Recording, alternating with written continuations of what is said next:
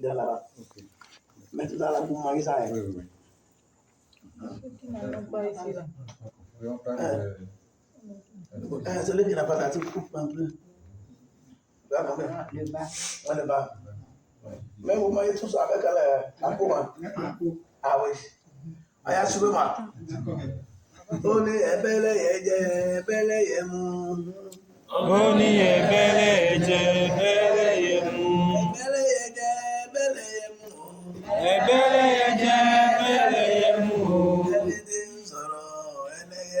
Anything sọ̀rọ̀ ẹlẹ́yẹ.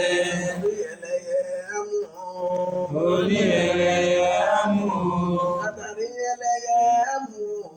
Àtàrí eleye amu.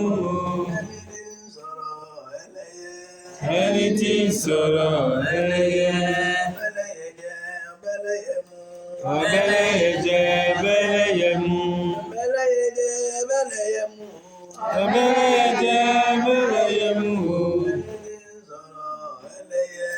Anything sọ̀rọ̀ ẹlẹ́yẹ. Orí ẹlẹ́yẹ amu o. Àtàrí ẹlẹ́yẹ amu o.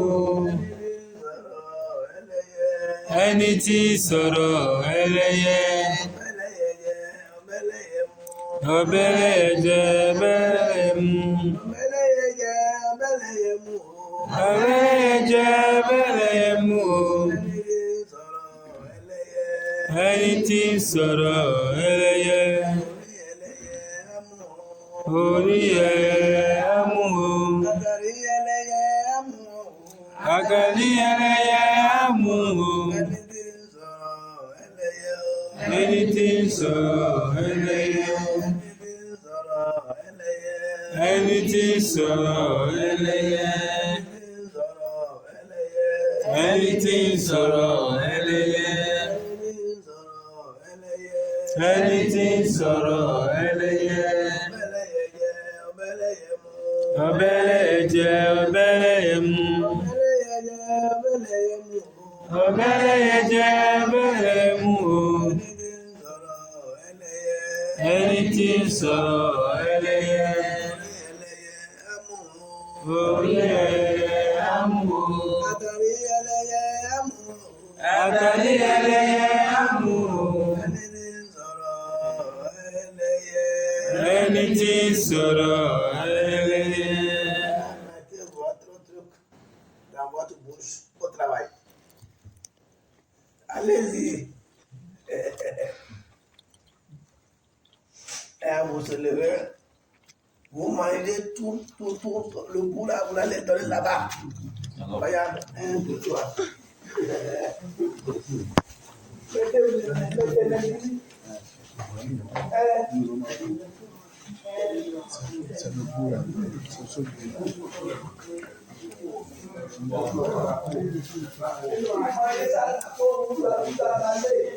le bout là.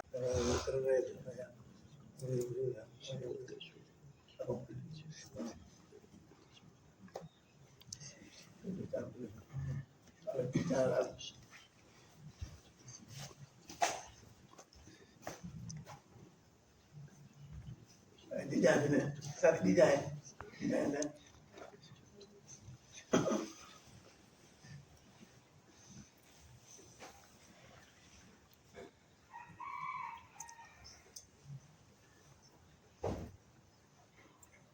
Adé Muchola. Adé Muchola.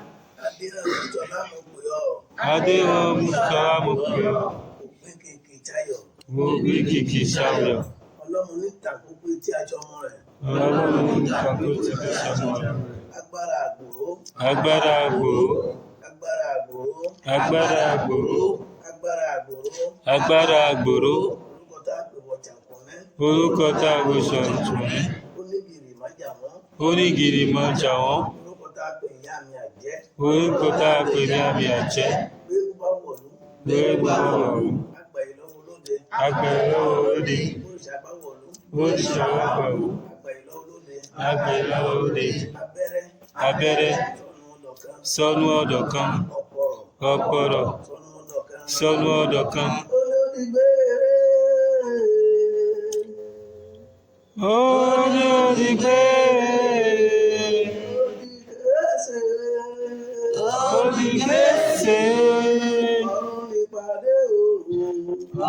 ti pàdé òru àti egungun. Ọ̀tá ló ti gbére. Ó ti kérésì. Ọ̀run ìpàdé òru àti egungun. Ọ̀tá ó ti gbére. Ó ti kérésì. Ọ̀run ìpàdé òru àti egungun. Ó ti gbére. Ọ̀tá ó ti kérésì. Ọ̀run ìpàdé òru àti egungun. Ó ti múra.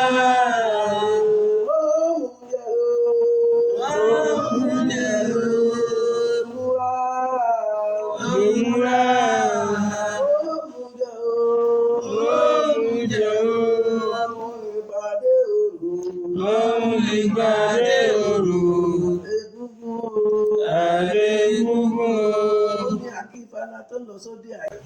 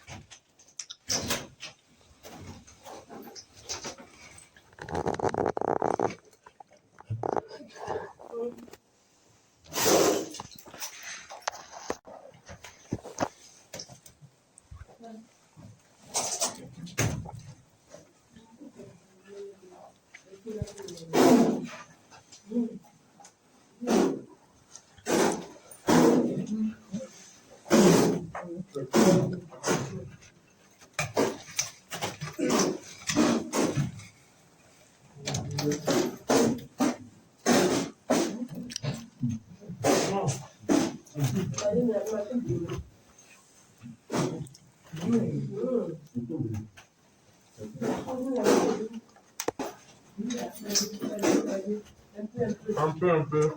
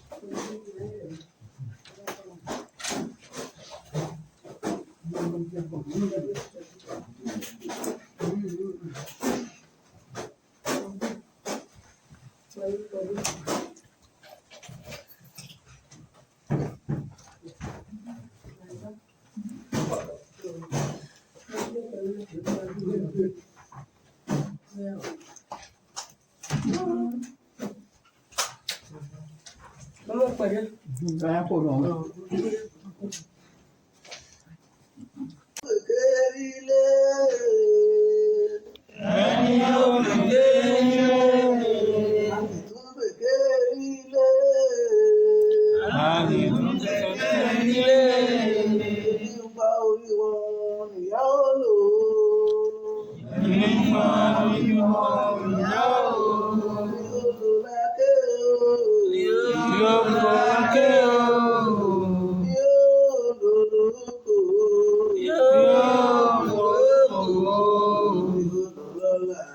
yóò lò lọ́la. Ìdílé àwa ọ̀rẹ́ bó ọlọ́mọ ó borí ìlú. Kó fi lélẹ̀ ọwọ́ mi kọ́ Kẹtọ́ra òun àpè òun, kẹtọ́ra òun àpè òun. Kẹtọ́ra òun máa gbẹ ò, kẹtọ́ra òun wá gbẹ. Kẹtọ́ra òun máa gbẹ ò, kẹtọ́ra òun wá gbẹ.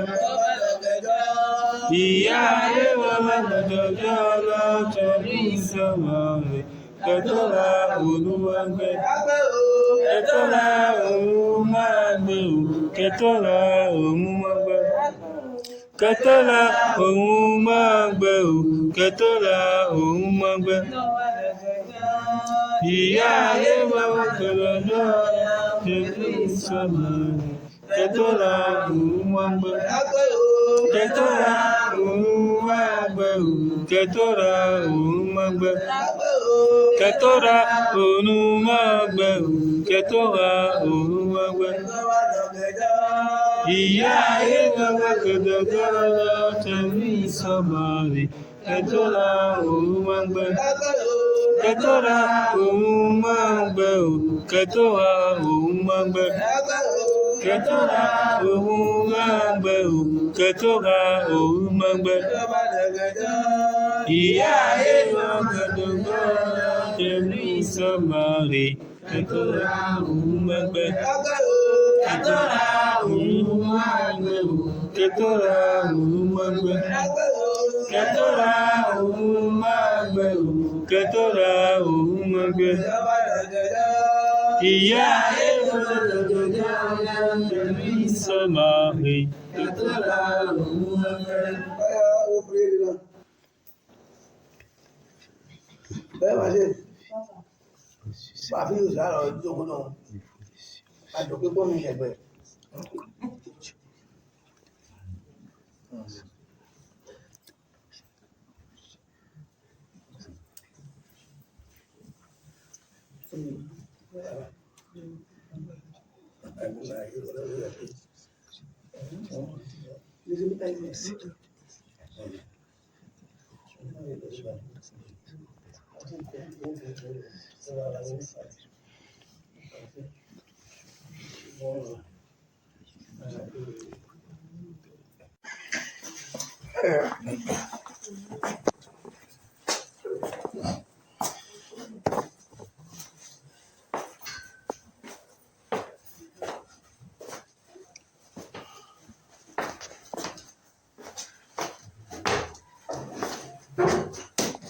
Mama, ìdílé mo lọ fẹ́ gbàgbọ́ bẹ́ẹ̀ lọ.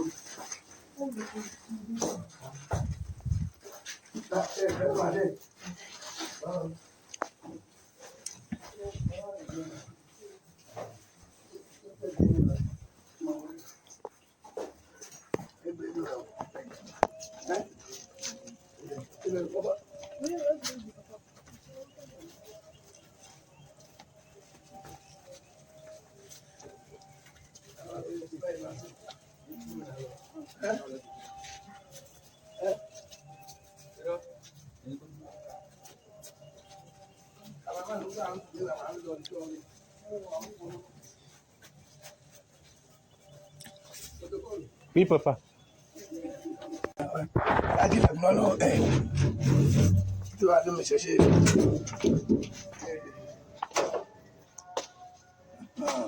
Ouais.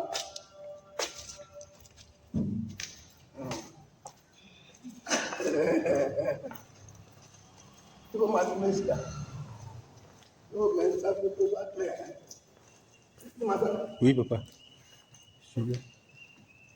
Juliette.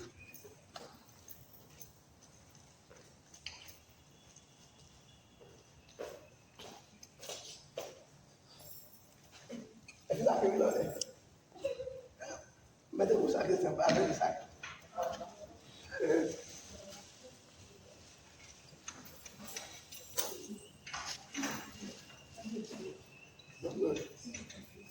Dépêche-toi.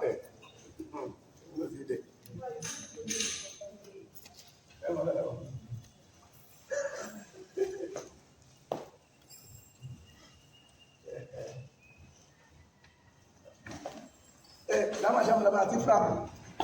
Ti matano. Ti fa si fa. Ti fa ba. Ah, beh.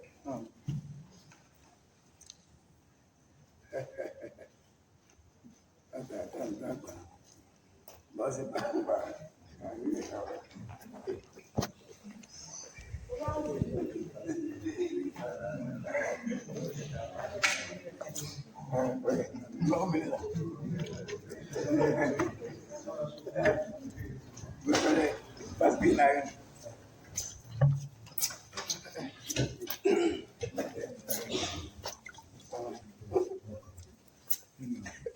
Não gosta. ouais.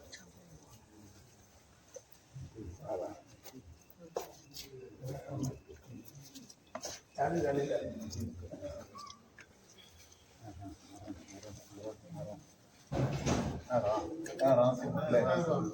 Ni que me tornaram por como era ver não.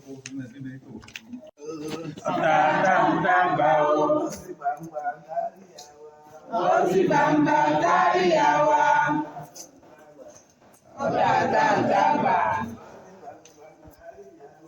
Ozi bamba tariyawa.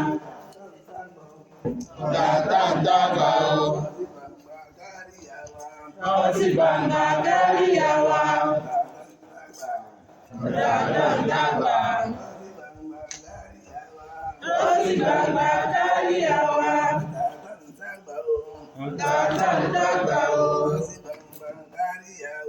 Ozi bamba tariyawa.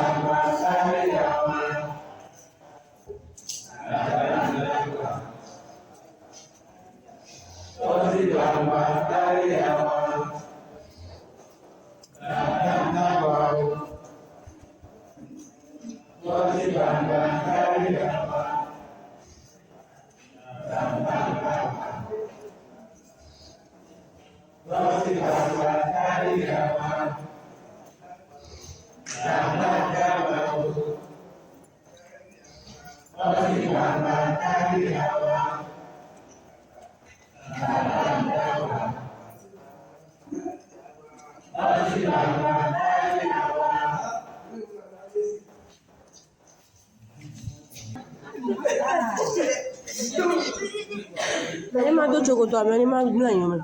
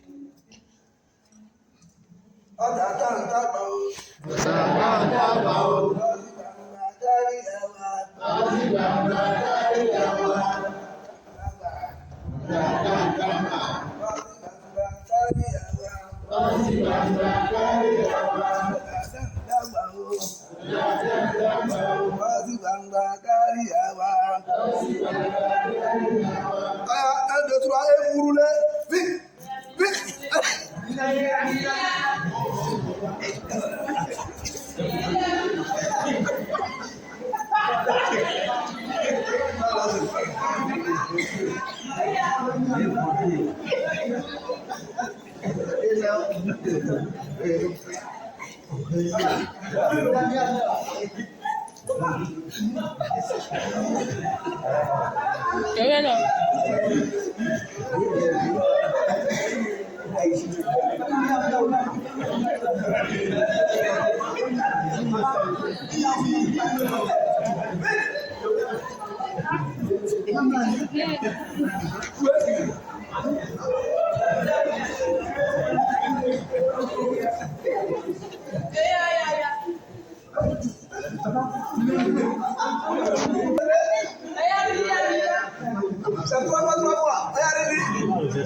Allez-y.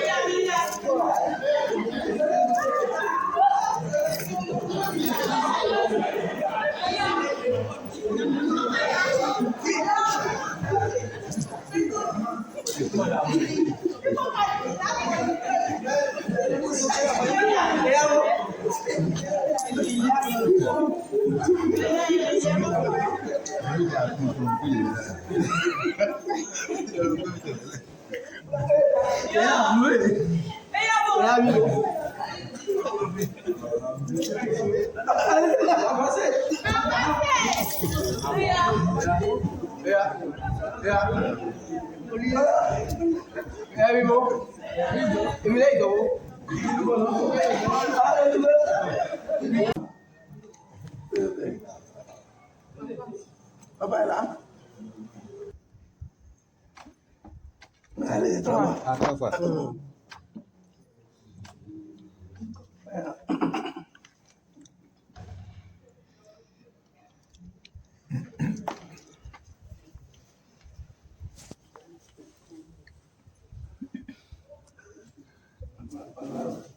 Trois fois.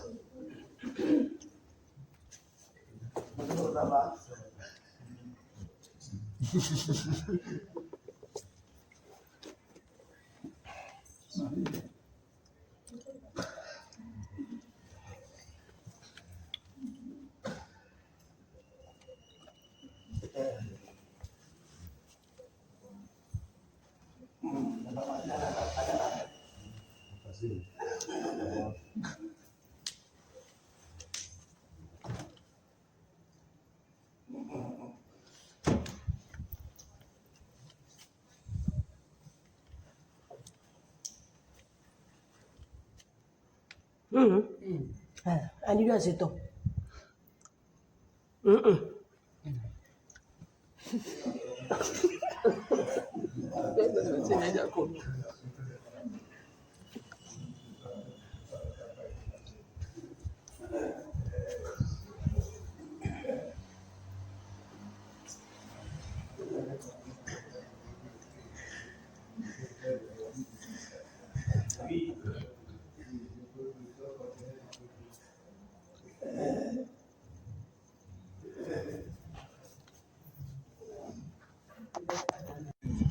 Vous êtes au Conseil extraordinaire des ministres. Oui, aussi.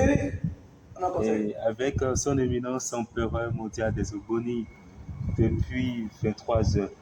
Et comment avez-vous constaté, comment avez-vous vu la cérémonie d'aujourd'hui?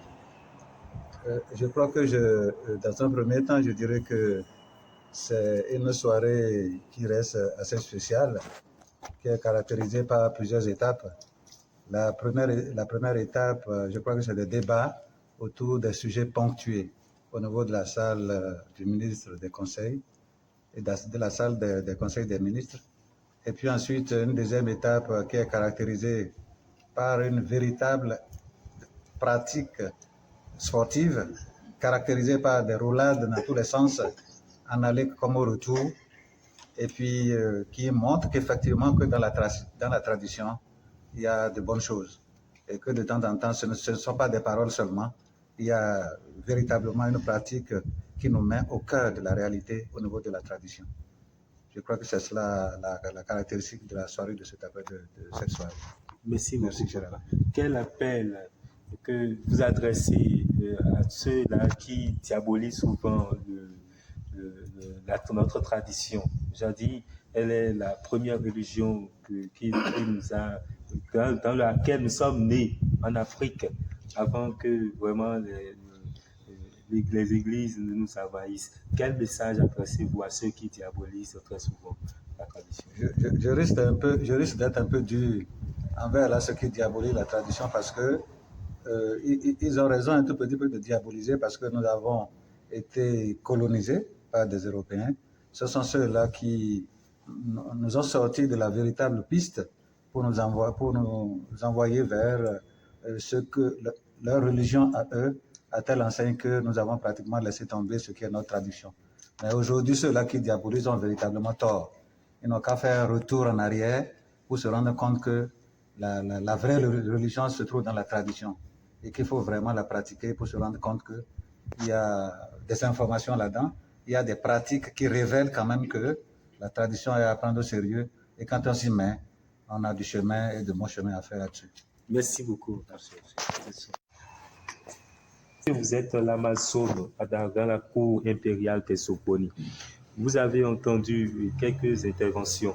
Et qu'est-ce que vous aviez à ajouter par rapport à ce que les autres ont dit? Les aînés ont déjà tout dit. La tradition pure, c'est ça qui sauve. C'est ça qui sauve. Comme notre maman vient de dire, toutes les maladies ne sont pas pour l'hôpital. Quand tu vas à l'hôpital, ce n'est pas une maladie d'hôpital, tu meurs aussitôt. Suite à une injection, tu peux mourir en même temps. Donc, avant d'aller à l'hôpital, il faut voir si la maladie dont je souffre là, est-ce que la tradition ne peut pas me guérir ça? C'est ça qu'il faut voir d'abord, avant de se rendre à l'hôpital. Il y a certains docteurs qui disent même, la maladie que tu as là, il faut aller voir dans la tradition. Mais la tradition pure, ça n'existe pas partout. La tradition pure, c'est à l'Empire ici. Tradition pure, ça veut dire que c'est ça la sorcellerie. C'est la sorcellerie que les gens ont mélangée avec la tradition. C'est ça qui fait fuir les enfants d'aujourd'hui que nous sommes. Mais si Dieu conduit quelqu'un à la tradition pure, sans la sorcellerie, il n'a qu'à être en train de remercier le Seigneur. Parce que ça sauve vraiment. Vous avez vu, il y a du monde. Si c'était le faux, il n'en aura pas assez. Merci beaucoup. Merci. À sa tête, l'empereur mondial Tesoponi. Quel éclaircissement avez-vous à donner à vos enfants? Tout à l'heure, nous avons entendu dire la culture, la tradition sans sorcellerie. Et quel message avez-vous et quel éclaircissement avez-vous à donner pour que ceux-là qui ne vous connaissent pas assez, ceux-là qui entendent parler de vous, puissent savoir que vraiment, ici, il fait de bon temps, on peut venir pour trouver satisfaction des mots qu'il est. Merci. Que Dieu de Tout-Puissant nous bénisse. Et nous prenne langue ouverte, et la paix du cœur, et la paix dans notre foyer, et la paix dans nos services, et la paix au Bénin, la paix au Bénin, la paix au Bénin, et la paix dans le corps du chef de l'État passé talent de Matanas, la paix, rien que la paix dans son corps, et la paix dans son gouvernement, la paix dans toutes les institutions béninoises, et la paix en Afrique, la paix en Afrique, et la paix dans le monde entier. Que Dieu nous bénisse. Les grands disent quelque chose que l'enfant, les grands. Vous, les ministres, je vous remercie beaucoup parce que vous travaillez beaucoup, vous se donnez beaucoup pour notre pays, le Bénin, pour que la paix règne jusqu'à la fin du monde. Les ancêtres et la déesse mère et Dieu le Tout-Puissant va vous bénir 24 heures. Dans votre travail, tout ce que vous faites, nuit et jour, c'est bien réalisé dans votre vie en bien. Que ce soit sorcier, charlatan, marabout, pasteur, prêtre, volé qui tente à vous toucher, il serait écrasé comme le piment. Je suis très content et très fier parce que, effectivement, on a un peu de conseils.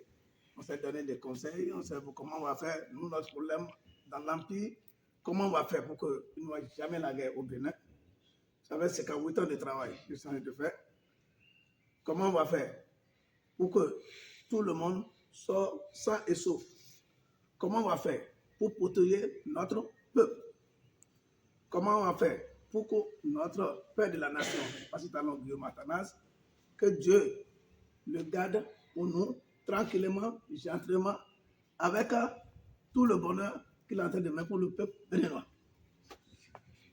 Merci, vous les ministres, vous méritez beaucoup de choses. C'est le début de commencement parce que le moment là où on est maintenant, on doit vous protéger, on doit vous préparer en conséquence. Pourquoi? Parce que si on vous prépare en conséquence, vous allez faire beaucoup de choses parce que c'est la santé qui donne la foi. C'est la santé qui donne la paix. C'est la santé qui donne l'appétit. Sans ça, tu ne peux rien. Et je vous remercie beaucoup pour les ministres. Vous êtes bénis nous toujours. Vous êtes bénis nuit toujours. Vous êtes bénis nuit toujours.